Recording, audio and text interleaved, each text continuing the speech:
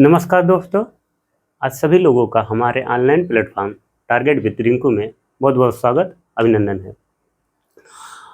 जैसा कि हम लोग राज्य व्यवस्था देख रहे थे, जिसे इंग्लिश में बोलते हैं पॉलिटी के अंतर्गत हम लोगों ने इससे पहले वाले लेक्चर में पब्लिक सर्वेंट देखा था, लोक सेवाएं देखी थी, पब्लिक सर्विसेज देखा था, जिसे लोक सेवाएं बोलते हैं। उसके विषय में हम लोग चर्चा किए थे कि उसकी शक्तियाँ क्या होती हैं, उसकी भर्ती प्रक्रिया क्या होती है, सेवा शर्तें क्या होती हैं, अधिकारी अपने कर्तव्यों का निर्वहन किस प्रकार से करता है, इस सब पर चर्चा हम लोग कर लिए थे। आज हम लोग एक नए टॉपिक से जुड़ेंगे जिसका नाम है विधिक अधिकारी। कि केंद्र में कौन सा विधिक अधिकारी होता है और राज्य में कौन सा विधिक अधिकारी होता है। केंद्र में कौन सा विधिक अधिकारी होता है और राज्य में कौन विधिक अधिकारी होता है, उनके संदर्भ में अध्ययन करेंगे। जैसा कि भारतीय संविधान में सर्वोच्च विधि अधिकारी के विषय में उल्लेख किया गया है, उसमें अनुच्छेद में चर्चा की गई है। ठीक इसी प्रकार से जो राज्य में विधिक अधिकारी होते हैं उनकी भी चर्चा संविधान के अनुच्छेद में वर्णित है। आइए इसमें ज़्यादा देर न करते हुए हम देखते हैं, तुलनात्मक अध्ययन करेंगे कि केंद्र स्तर पर जो विधिक अधिकारी होता है और राज्य स्तर पर जो विधिक अधिकारी है उनकी नियुक्ति कैसे होती है, उनकी योग्यता क्या होती है, कार्यकाल क्या होते हैं, कि उनके कार्य और शक्तियाँ क्या होती हैं और अधिकार क्या होते हैं, मर्यादाएं क्या कौन सी हैं, इन सब के विषय में हम आज देखेंगे। जैसे कि भारतीय संविधान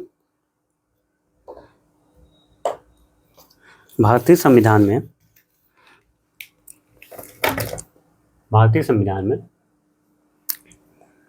जो अनुच्छेद 76 है उसमें चर्चा की गई, पद की बात की गई है कि केंद्र स्तर पर केंद्र सरकार का विधिक अधिकारी जो कौन होगा, जो केंद्र सरकार का सर्वोच्च विधि अधिकारी होता है, मुख्य विधि अधिकारी होता है, कौन होता है, और राज्य में कौन विधिक अधिकारी, इसकी बात की। जैसा कि अनुच्छेद 76 में भारतीय संविधान में उल्लेख है, वर्णित है कि भारत का सर्वोच्च विधि अधिकारी किसे कहेंगे, उसका नाम होगा महान्यायवादी। महान्यायवादी को भारत सरकार का मुख्य विधि अधिकारी बोलते हैं, सर्वोच्च विधि अधिकारी होता है। इसकी चर्चा भारतीय संविधान के अनुच्छेद 76 में की गई है। हम यहाँ महान्यायवादी, भारत के महान्यायवादी देखेंगे, जिसे इंग्लिश में बोलते हैं अटॉर्नी जनरल ऑफ इंडिया। इसी की तुलनात्मक अध्ययन करेंगे कि 76 में तो यह बात हुई है। ठीक इसी प्रकार जो राज्य की बात करते हैं, भाई राज्य में भी तो कोई होगा, राज्य में कोई विधिक अधिकारी होगा जो सरकार की तरफ से अपनी बात रखेगा, अपने पक्ष रखेगा। किसके सामने रखेगा? न्यायालय के सामने रखेगा। सरकार की कोई वाद विवाद होंगे, उस बात को न्यायालय में रखेगा, या राष्ट्रपति जो कार्य सौंपेगा उस कार्य को करेगा। भारत सरकार की तरफ से भारत के किसी भी क्षेत्र में, किसी भी न्यायालय में, किसी भी हाई कोर्ट में वो अपनी बात रखने का, सुनवाई करने का अधिकार रखता है महान्यायवादी। ठीक इसी प्रकार से राज्य में भी होता है एडवोकेट जनरल ऑफ स्टेट, जिसे भारत राज्य का महाधिवक्ता बोलते हैं। इसकी भी बात भारतीय संविधान के अनुच्छेद 165 में की गई है। और इसकी नियुक्ति की बात की, नियुक्ति कौन करेगा? नियुक्ति तो राष्ट्रपति करता है। कौन करता है? राष्ट्रपति करता है। राष्ट्रपति इसकी नियुक्ति करता है। महान्यायवादी की, अटॉर्नी जनरल ऑफ इंडिया की नियुक्ति कौन करता है? राष्ट्रपति करता है। राष्ट्रपति करता है, कैसे करता है? राष्ट्रपति भारतीय जो केंद्र सरकार है उसकी सलाह पे करता है। कहने का तात्पर्य है मंत्रिपरिषद की सलाह पे करेगा। कैसे करेगा? मंत्रिपरिषद की सलाह पे।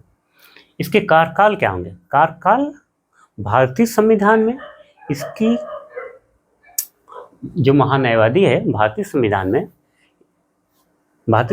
इसके कार्यकाल की कोई निश्चित अवधि नहीं है। कोई निश्चित अवधि नहीं तय की गई कि एक अमुक वर्ष तक, अमुक डेट तक ये अपने कार्य पर रहेगा। ऐसी कोई भारतीय संविधान किसी भी अनुच्छेद में इसकी चर्चा नहीं की गई। ये राष्ट्रपति के प्रसाद पर्यंत पद धारण करता है, राष्ट्रपति के प्रसाद पर्यंत पद धारण करता है। और हटाएगा कौन? राष्ट्रपति। कैसे हटाएगा? या तो यह अपनी स्वेच्छा से अपने पद को, अपनी स्वेच्छा से त्याग पत्र देकर अपने पद से मुक्त हो जाए। किसको त्याग पत्र देगा? राष्ट्रपति को। और दूसरे शब्दों में कि जब तक, इसका एक कहने का तात्पर्य भी होता है कि जब तक सरकार रहती है, जब तक लोकसभा में सरकार का बहुमत प्राप्त है या बहुमत उसको विश्वास मत प्राप्त है सरकार को, तब तक का नाम है सरकार रहती है, मंत्रिपरिषद रहती है। अगर न रहने पर मंत्रिपरिषद अगर इस्तीफा दे देती है सामूहिक रूप से, तो उस कहने का तात्पर्य उसी समय महान्यायवादी को भी अपने पद से इस्तीफा देना पड़ जाएगा। इसकी योग्यता की बात कर लेते हैं। योग्यता इसकी योग्यता क्या होती है? योग्यता जैसा कि भारत में किसी भी पद को धारण करने के लिए, कोई संवैधानिक पद है उसको धारण करने के लिए, तो सर्वप्रथम एक योग्यता होनी चाहिए कि व्यक्ति भारत का नागरिक होना चाहिए। क्या होना चाहिए? भारत का नागरिक हो। और दूसरी इसकी योग्यता होगी कि एक भारत के किसी भी उच्च न्यायालय में 5 वर्ष तक न्यायाधीश के रूप में काम किया हो। जिस प्रकार कोई जज 5 वर्ष तक कार्य करता है, ठीक इसी प्रकार से वह व्यक्ति भारत के किसी भी हाई कोर्ट में, किसी भी उच्च न्यायालय में न्यायाधीश के रूप में 5 वर्षों तक कार्य किया हो। तो तीसरी इसकी योग्यता क्या होगी? ये किसी भी हाई कोर्ट या उच्च न्यायालय में 10 वर्षों तक वकालत के रूप में अनुभव प्राप्त किया हो। किसके रूप में? वकालत किया हो। एडवोकेट के रूप में उसको अनुभव प्राप्त हो 10। ये 3 योग्यता है होती है। इसकी शक्तियां देखते हैं। इसकी शक्ति क्या होती है? इसके कार्य क्या करेगा? कार्य ही है कि ये भारत सरकार की तरफ से अपने पक्ष रखेगा। भारत सरकार की तरफ से हर मामले में, भारत के समय जो विधिक मामला होगा, और राष्ट्रपति जो उसे सौंपेगा कि अमुक कार्य है, उसको न्यायालय के सामने अपनी बात न्यायालय में भारत सरकार की तरफ अपना पक्ष रखेगा, सुनवाई में भाग लेगा। भारत के किसी भी क्षेत्र में, किसी भी न्यायालय में विधिक से संबंधित कोई कार्य होगा, उसको ये करेगा। इसका कार्य है। इसके अधिकार कौन से होंगे? इसके अधिकार ये है कि ये भारत के किसी भी न्यायालय, भारत क्षेत्र के किसी भी हाई कोर्ट या किसी भी उच्च न्यायालय में अपनी सुनवाई में भाग ले सकता है। संसद की जब कार्रवाई हो रही है, कार्य संचालन हो, तो उनमें सुनवाई कर सकता है, उसमें अपनी बात रख सकता है। किंतु यहाँ एक बात नोट करने वाली कि जब संसद की कार्रवाई चल रही, कोई किसी प्रस्ताव पे चर्चा हो रहा है, उसमें मतदान भी होना है, तो संसद के सदस्य ही मतदान करेंगे। किंतु भारत का न्यायवादी, भारत का जो अटॉर्नी जनरल होगा, वो मतदान नहीं करेगा। उसको ये अधिकार प्राप्त नहीं है। ये अपने मर्यादा में रहेगा कि हमें ये अधिकार नहीं है। संसद की कोई समिति होगा, उसमें वो सदस्य के रूप में कार्य कर सकता है। ये इसके अधिकार होते हैं। जब संसद के दोनों सदन के बीच, लोकसभा और राज्यसभा के बीच कोई अंतर्द्वंद चल रहा हो, कोई विवाद चल रहा हो, तो उसमें तो राष्ट्रपति अनुच्छेद 108 के तहत जॉइंट सेशन बुलाता है, संयुक्त अधिवेशन बुलाता है। तो उस संयुक्त अधिवेशन में भारत का महान्यायवादी भाग ले सकता है, किंतु मतदान नहीं करता। आशा करते हैं अभी तक हम अपनी शब्दों में महान्यायवादी से संबंधित नियुक्ति, कार्यकाल, योग्यता उसकी कार्य शक्ति क्या होती है, उसके अधिकार क्या होते हैं, उसकी विशेषताएं क्या होती, इसको देख लिए। इसमें विशेषता क्या है, देखिए जैसे कि इसमें कहा गया है कि इसके वेतन क्या होंगे। जिस तरीके से संचित निधि से संवैधानिक पदाधिकारी को वेतन मिलते हैं, जैसा कि अनुच्छेद 2 में उल्लेख किया गया है कि वेतन से संबंधित वेतन और भत्ते, किंतु महान्यायवादी को कोई वेतन और भत्ते नहीं मिलेगा। इसको जो परिश्रम करेगा, प्राश्रमिक मेहनता, ये शब्द है, मेहनत, इसको परिश्रमिक मिलेगा, मतलब प्राश्रमिक मिलेगा। कहने का तात्पर्य जो कार्य करेगा, जो वर्क करेगा, उसके बदले में कुछ रकम चाहिए, कुछ धन चाहिए, कुछ वेतन चाहिए। तो कौन तय करा इसको? प्राश्रमिक के रूप में राष्ट्रपति एक निश्चित राशि तय करेगा, वही उसको मिलेगा। इसको एक और इसको अधिकार प्राप्त है, इसको एक शक्ति प्राप्त है कि ये संसद के सदस्य के रूप में, संसद के सदस्य के रूप में कुछ विशेषाधिकार भी रखता है। संसद की जिस तरीके से संसद के सदस्य जो सांसद होते हैं उनके पास विशेषाधिकार होता है, ठीक इसके पास भी कुछ विशेषाधिकार भी होते हैं। ये इसकी बात, ये इसके शक्ति की बात होती थी, ये इसके विशेषाधिकार हैं। आइए एक एक करके हम देखते हैं। ठीक इसी प्रकार से यहाँ पे क्या करेगा, राज्य का प्रतिनिधित्व करेगा। राज्य के कोई विधिक कार्य होगा वो अपनी बात सरकार की तरफ से रखेगा। कहाँ रखेगा? हाई कोर्ट में रखेगा, या राज्य के किसी भी न्यायालय में सुनवाई करने का अधिकार रखेगा। नियुक्ति कौन करेगा? राज्यपाल करेगा। राज्यपाल नियुक्ति कर, राज्यपाल के प्रसाद पर्यंत ही पद धारण करेगा। कौन करेगा? राज्य का महाअधिवक्ता, एडवोकेट जनरल। वही बात है, ठीक उसी प्रकार से इसको हटाने, इस संविधान में महाधिवक्ता को या महान्यायवादी को हटाने की कोई व्यवस्था नहीं की गई है कि इसकी क्या कार्यकाल होंगे, कब हटाया जाएगा। ये स्वेच्छा से अपने पद से त्यागपत्र दे दे, स्वेच्छा से त्यागपत्र राज्यपाल को सौंप कर अपने पद से मुक्त हो जाए, या जब सरकार विश्वास मत खो जाए, सरकार भंग हो जाए, तो ऐसा माना जाता है, व्यवहार परंपरा में माना जाता है कि ये सरकार के साथ आते हैं और सरकार के साथ चले जाते हैं, तो उस समय अपना त्यागपत्र इसको देना पड़ेगा।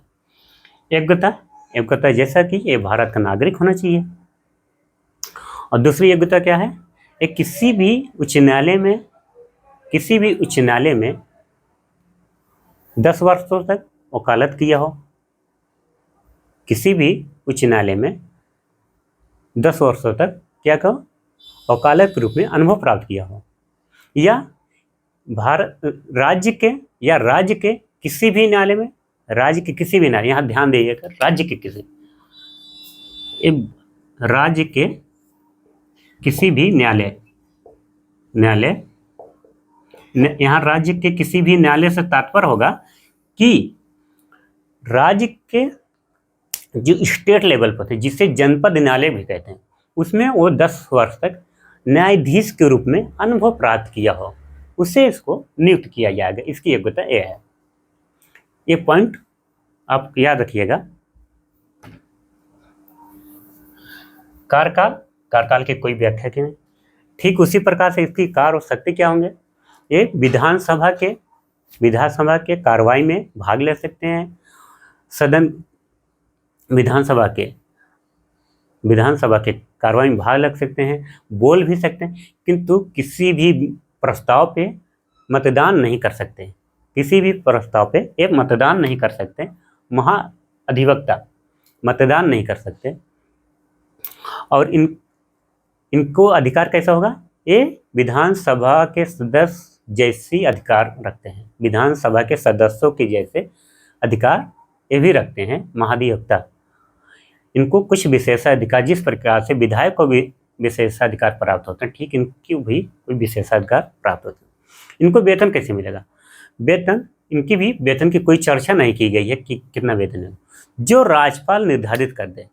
प्राश्रमिक मिलेगा उनका, जो मेहनत करेंगे, जितना कार्य करेंगे, उसके बदले में इनको कुछ वेतन के रूप में दिया जाए, इनको दिया जाएगा कि अमुक कार्य के इनके बदले में इतना वेतन का। और निर्धारित कौन करेगा? निर्धारित राज्यपाल करेंगे। वही बात, जब सदन के बीच गतिरोध चल रहा हो तो संयुक्त अधिवेशन बुलाया जाएगा, तो संयुक्त अधिवेशन में ये भाग ले सकते हैं। राज्य का प्रतिनिधित्व करेंगे, राज्य के किसी न्यायालय में राज्य की तरफ से अपना पक्ष रखेंगे। आशा करते हैं आप लोग को ये चीज़ें समझ में आई गई हो। आइए हम एक बार लिख के इसको समझ लेते हैं क्या चीज़ें होती हैं।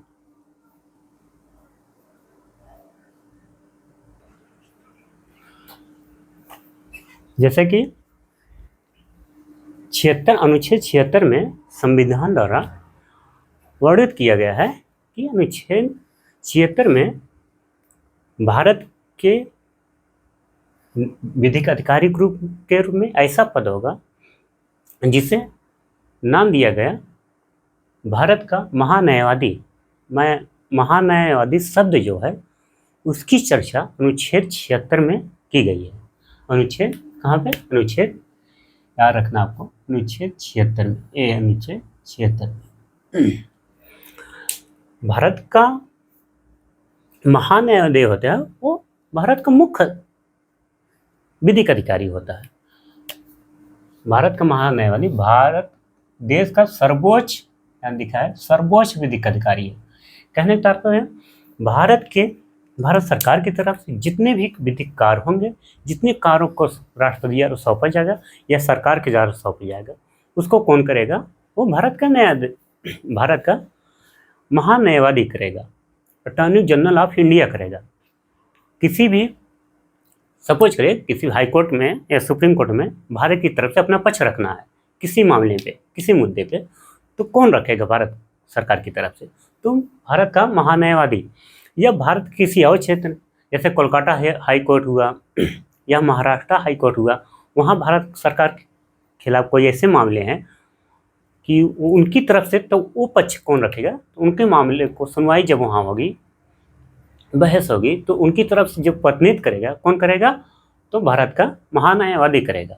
यही सर्वोच्च विधि अधिकारी होता है। इसकी चर्चा भारतीय संविधान के अनुच्छेद 76 में की गई है।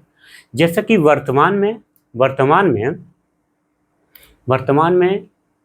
आप लोग से एक क्वेश्चन है कि हमें ये बताइएगा, वर्तमान में भारत के महान्यायवादी कौन व्यक्ति हैं?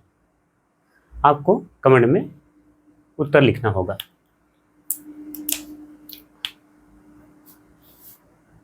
इसकी नियुक्ति देखेंगे। नियुक्ति, जैसा कि नियुक्ति की बात की गई है कि ये संविधान में भारतीय संविधान के महान्यायवादी की चर्चा की गई है कि ये कोई ऐसी बात नहीं कि अनुच्छेद कोई रिलेट बता दिया कि भारतीय संविधान में नियुक्ति की बात की, ऐसा भारतीय संविधान में उल्लेख नहीं किया गया। किसी भी आर्टिकल में इसकी चर्चा नहीं की गई है। इसकी नियुक्ति क्या होगी? राष्ट्रपति की इच्छा अनुसार होगी। कैसे होगी? राष्ट्रपति की इच्छा अनुसार। राष्ट्रपति की इच्छा अनुसार, राष्ट्रपति के प्रसाद पर्यंत। प्रसाद पर्यंत के तात्पर्य है, यहाँ प्रसाद पर्यंत से है इच्छा, राष्ट्रपति की इच्छा से कब तक रहेंगे?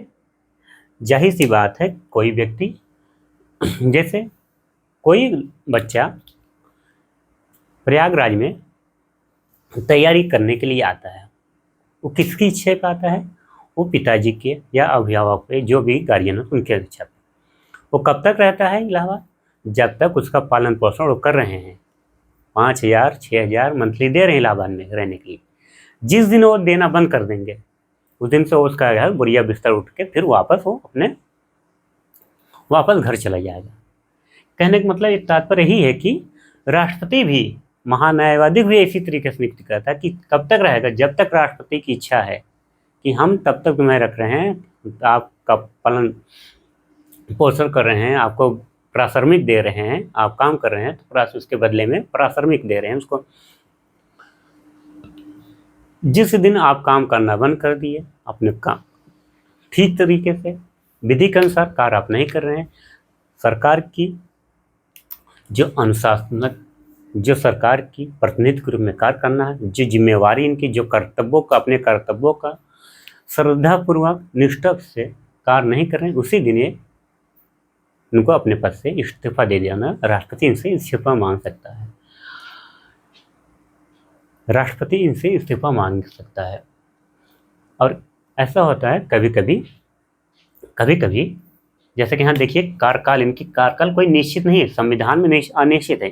कार्यकाल क्या है? अनिश्चित है। ये कब तक बने रहेंगे अपने पद पे? जब तक राष्ट्रपति की इच्छा होगी। राष्ट्रपति कैसे नियुक्ति करता है? मंत्रिपरिषद की सलाह पर या भारत सरकार की सलाह पर नियुक्ति करता है। जिस दिन सरकार बहुमत खो देती है उसी दिन को जाना पड़ता है। व्यवहार में परंपरा यही है कि जब तक ये सरकार के साथ आते हैं और सरकार के साथ चले जाते हैं, तो इनका काम जिस दिन सरकार गई उस दिन ये भी चले जाएंगे। योग्यता की बात करते हैं। योग्यता ऐसी होनी चाहिए, राष्ट्रपति की नज़र में विधि का न्यायिक मामले का योग्य व्यक्ति होना चाहिए। जैसे यहाँ लिखा है, राष्ट्रपति के मतानुसार वह न्यायिक मामले, कहने का तात्पर्य है वो कानून का ज्ञाता हो, कानून का विशेषज्ञ हो, कानून की जानकारी उसको अच्छी तरीके से हो, तो वो व्यक्ति योग्य होगा क्या बनने के लिए? महान्यायवादी बनने के लिए। दूसरी शर्त क्या है?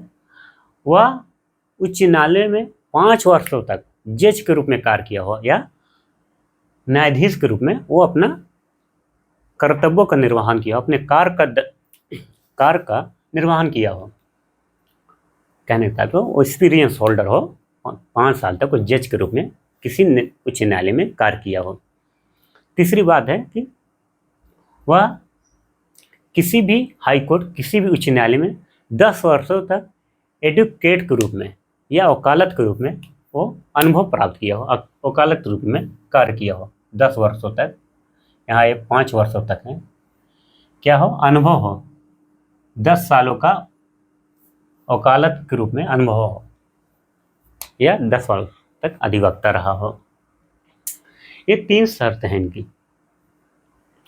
आइए कुछ इसके कार्य देख लेते हैं। कार्य क्या है? ये विधि संबंधी विषयों पर राष्ट्रपति के द्वारा सौंपे गए कार्य जो हैं उसका पालन करना, वो कार्य को ईमानदारी पूर्वक, निष्ठापूर्वक उस कार्य को करना, यही इनका कार्य होता है।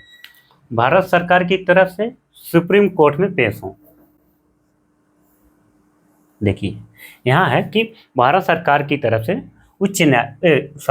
सर्वोच्च न्यायालय में पेश हों। जब कोई मामला भारत सरकार को हो, सुप्रीम कोर्ट में चल रहा हो, तो भारत सरकार का ये प्रतिनिधित्व करें। कौन करेगा? भारत का महान्यायवादी। जैसा कि एक अनुच्छेद आप लोग को याद होगा, आप लोग जब सर्वोच्च न्यायालय पढ़े होंगे, बहुत महत्वपूर्ण अनुच्छेद हैं, अनुच्छेद 143। उसमें कहा गया है कि जब कोई विधि से संबंधित कार्य होगा, तो भारत का जो मुख्य न्यायाधीश होता है, भारत का मुख्य न्यायाधीश जो होता है, वो राष्ट्रपति को सलाह देता है, परामर्श देता है। तो उस संदर्भ में राष्ट्रपति के द्वारा नियुक्त व्यक्ति कौन होगा? यही महान्यायवादी होंगे। सुप्रीम कोर्ट में प्रतिनिधित्व करेंगे भारत सरकार का। यहाँ लिखा है अनुच्छेद 143 के तहत राष्ट्रपति के द्वारा नियुक्त राष्ट्रपति सुप्रीम कोर्ट में भारत सरकार का प्रतिनिधित्व रूप में करता है। इन्हीं को नियुक्त करता है, इन्हीं को भारत महान्यायाधीश, भारत का अटॉर्नी जनरल ऑफ इंडिया ही वो राष्ट्रपति द्वारा नियुक्त करते हैं। भाई आप चलिए देखिए क्या मामले हैं, भारत में सलाह लेनी है तो CGI साहब क्या सलाह देंगे, अटॉर्नी जनरल ऑफ इंडिया वो मौजूद रहेंगे, इन्हीं की तरफ से भारत सरकार की तरफ से प्रतिनिधित्व करेंगे। जैसे भारत के समय, आइए और कुछ पॉइंट देते हैं, फिर आगे हम चर्चा करते हैं। जैसे इसके अधिकार देख लेते हैं। अधिकार यहाँ देख लेते हैं अधिकार। अधिकार अधिकार अधिकार कैसा होगा? ये संसद की कार्रवाई में भाग ले सकते हैं। कहने का तात्पर्य है विधानमंडल की कार्रवाई में भाग ले सकते हैं। विधानमंडल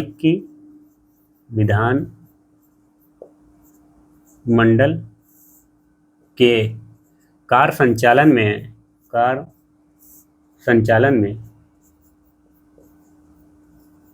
भाग ले सकते हैं।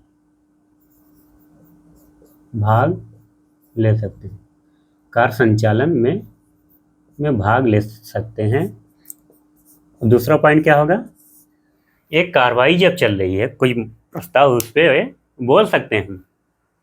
एक बात नोट करने वाली है कि एक जब प्रस्ताव कोई बिल हो, उस पर मत नहीं दे सकते, वोटिंग नहीं कर सकते। बाकी सारे कार्य इनके पास है।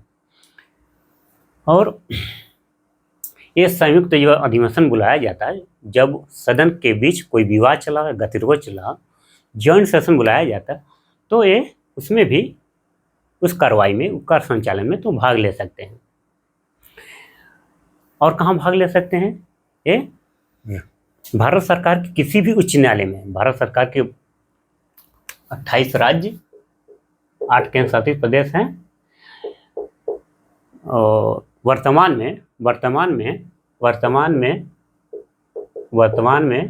भारत में 25 हाई कोर्ट हैं। कितने? 25 उच्च न्यायालय हैं। तो इन 25 उच्च न्यायालय में तो महान्यायवादी भारत की तरफ से उनके सुनवाई के रूप में भाग ले सकते हैं। कोई भी सुनवाई हो रही है भारत सरकार की तरफ से, कोई, जैसा कि हाई कोर्ट में भारत सरकार की तरफ, भारत सरकार के खिलाफ कोई कार्रवाई चल रही है, उनकी तरफ से वो भाग लेंगे।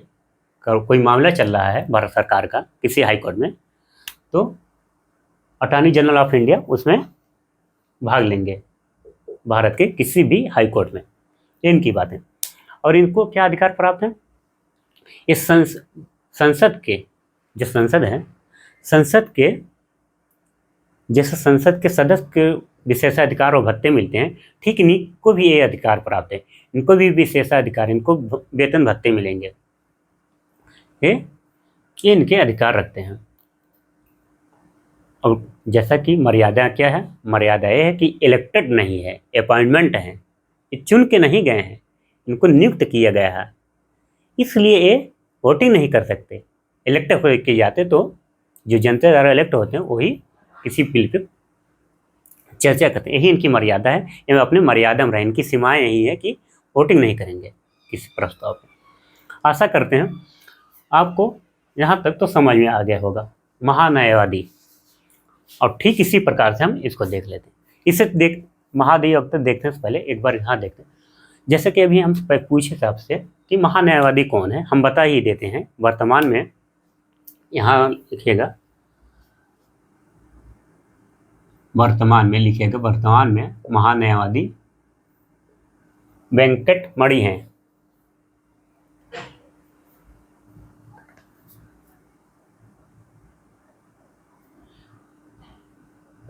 वेंकटर मणि वर्तमान में भारत के महान्यायवादी वेंकटर मणि हैं। एक चौथे नंबर के हैं, 16वें नंबर के हैं, याद रखिएगा। आपसे 16वां नंबर तो नहीं पूछेगा, आपसे पूछेगा ही वेंकटर मणि कौन इसमें है? भारत के महान्यायवादी हैं, अटॉर्नी जनरल ऑफ इंडिया हैं। और इनको नियुक्त कौन करेगा? इसमें हम जानते हैं, जैसे कि महामहिम द्रौपदी मुर्मू जी हैं। इनको नियुक्त कौन किया है? द्रौपदी मुर्मू जी। सीजीआई कौन है? सीजीआई माननीय संजीव खन्ना जी हैं। कौन है? सीजीआई भारत के मुख्य न्यायाधीश वर्तमान कौन है? माननीय संजीव खन्ना जी हैं। तो आपको इन सब शब्दों के, जैसा कि 143 में यहाँ लिखा ना कि सीजीआई, भारत के सीजीआई से सलाह कौन मांग लेता है विधिक मामले में? तो राष्ट्रपति। जैसा कि संजीव खन्ना साहब से इसमें वर्तमान में चीफ जस्टिस ऑफ इंडिया वही हैं, तो उनसे सलाह कौन मांगेगा? राष्ट्रपति महामहिम द्रौपदी मुर्मू जी। और उनकी तरफ से जो सलाह मानेगा सुप्रीम कोर्ट में उनकी तरफ प्रतिनिधित्व कौन करेगा, महामहिम की तरफ से, तो वेंकटर मणि जी हैं। तो आपको ये शब्द याद रखें, नाम याद रखें, नाम से और क्लियर होता है। जैसे कि अभी नियुक्ति कौन करेगा, नियुक्ति जैसे हम नियुक्ति है भारत का राष्ट्रपति करता है, किसको, महान्यायवादी को। और नियुक्ति कौन कर, राष्ट्रपति कौन है, महामहिम द्रौपदी मुर्मू जी हैं, पहली आदिवासी महिला हैं, उड़ीसा की रहने वाली हैं, याद रखिएगा। द्रौपदी मुर्मू जी वेंकटर मणि को नियुक्त कर। सीजीआई आप लोग को याद ही होगा, सीजीआई यहाँ लिख लीजिएगा, भारत के मुख्य न्यायाधीश सीजीआई माननीय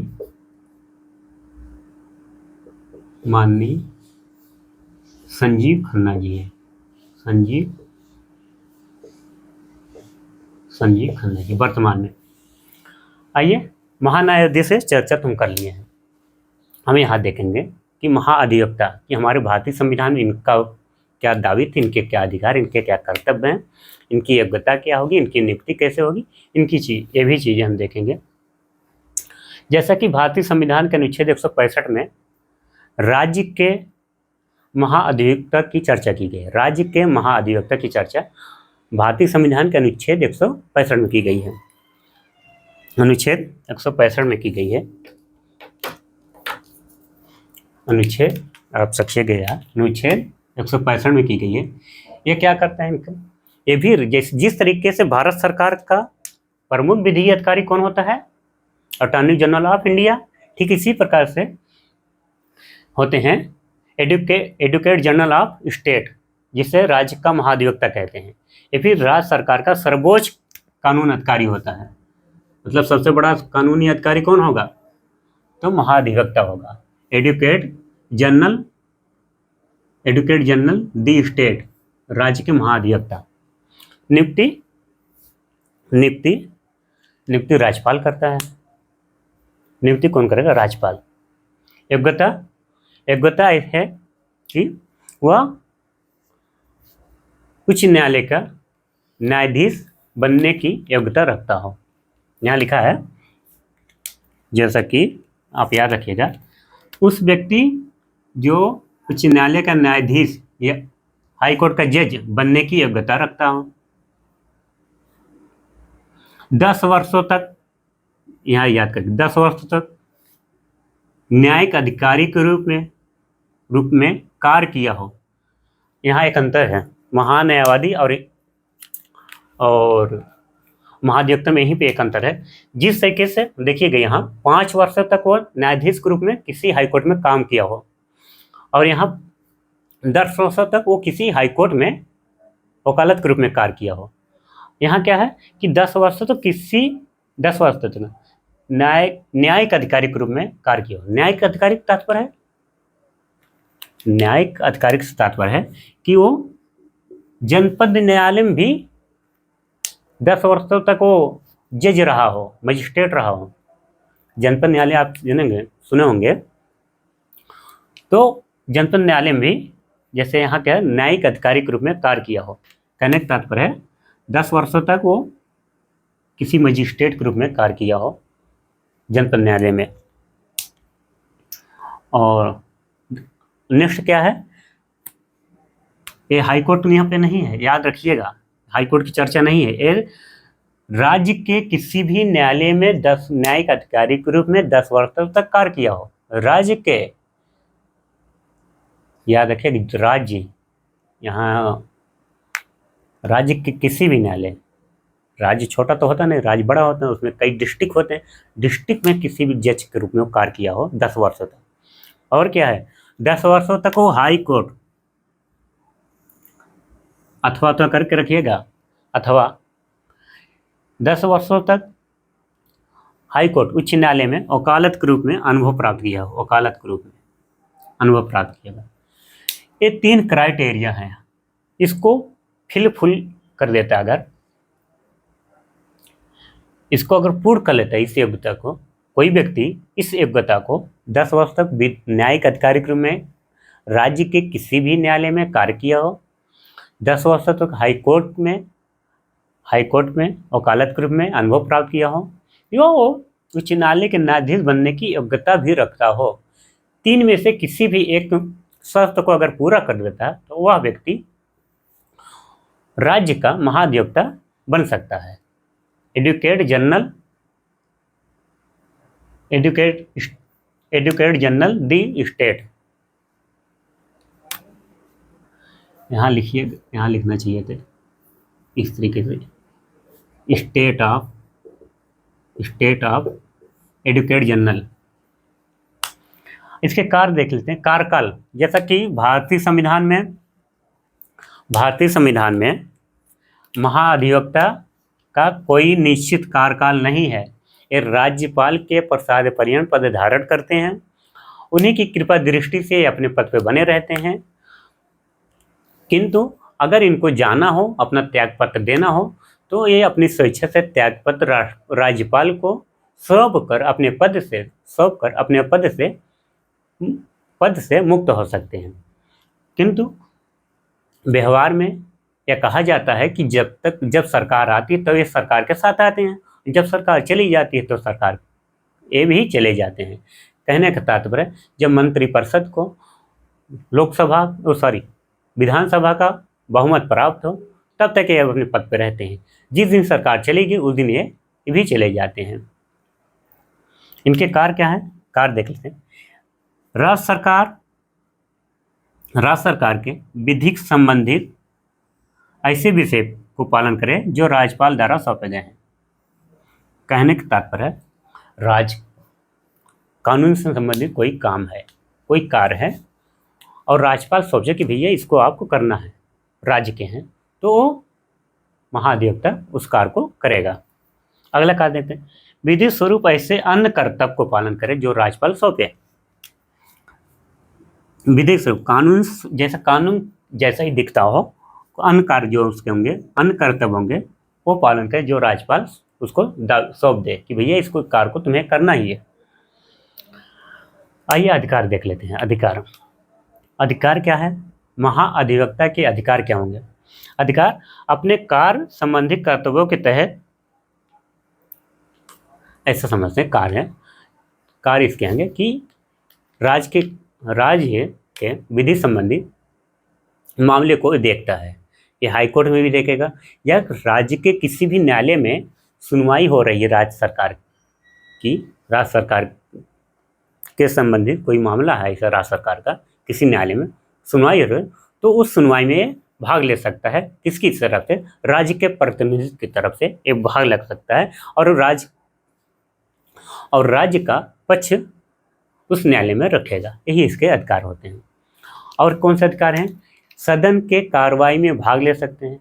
सदन के कार्रवाई कहने का मतलब जो राज्य में होती हैं, विधानसभा, विधान परिषद, उसमें कार्रवाई ले सकता है, उस प्रस्ताव पे बोल सकता है, उस पर चर्चा कर सकता है, किंतु मतदान नहीं कर सकता, क्योंकि ये इलेक्टेड नहीं है, ये सिलेक्टेड है। अपॉइंटमेंट किया जाता है, इसका नियुक्ति होती है, इसलिए मत देने का, वोटिंग करने का राइट इसके पास नहीं है। और आगे देखते हैं कि इसको कुछ विशेषाधिकार प्राप्त, जैसे विधानमंडल के सदस्यों को विशेषाधिकार प्राप्त होते हैं, कुछ उनके विशेषाधिकार होते हैं, वेतन भत्ते मिलते हैं, ठीक इनको भी, इस अधिकारी को, महाधिवक्ता भी राज्य में विधायक जैसे विशेषाधिकार भी रखता है, कुछ वेतन भत्ते भी इनको मिलते हैं। आशा करते हैं आप लोग को ये बातें समझ में आ गई होंगी कि विधिक अधिकारी कौन होता है, काम क्या होते हैं, इनकी शक्तियाँ क्या होती हैं और कौन नियुक्त करता है, और हमारे संविधान में क्या प्रावधान है इनको लेकर। इन सब पर हम इस लेक्चर में चर्चा तो कर लिए हैं। आशा करते हैं इस लेक्चर को आप लोग एंजॉय किए होंगे। आज का लेक्चर यहीं तक रहेगा। बहुत बहुत धन्यवाद आप सभी का।